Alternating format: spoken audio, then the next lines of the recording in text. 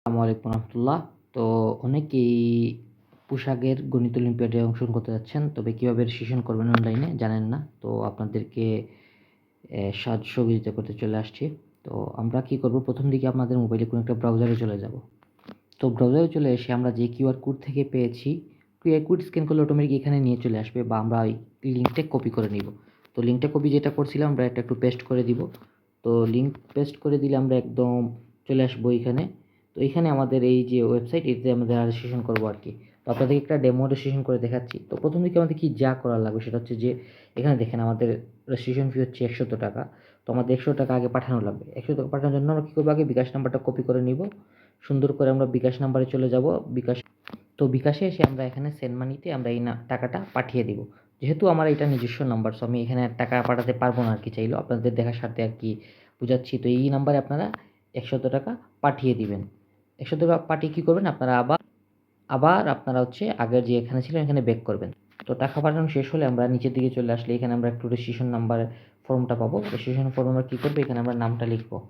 প্রথমে দেখেন বাংলা লেখা লাগবে নামটা, আমরা লিখলাম, মনে করেন আমার নামটা লিখলাম ফারহান। এখানে ইংলিশে লিখবো।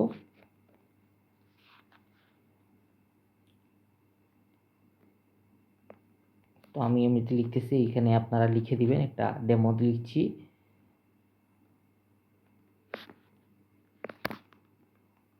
তো লিখে দিচ্ছি, স্কুলের নামটা আমি লিখে ফেললাম, আমি জাস্ট শুধুমাত্র একটু নাম লিখছি। তো আপনি আপনার প্রয়োজনীয় তথ্যাবলী এখানে দিয়ে দিবেন।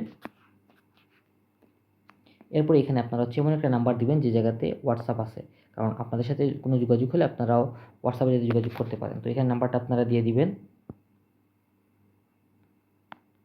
তো আমি একটা এমনিতে নাম্বার দিয়ে দিচ্ছি। তো আপনার যে নাম্বারটা দিবেন ওই নাম্বারটা একটু মাথায় রাখবেন।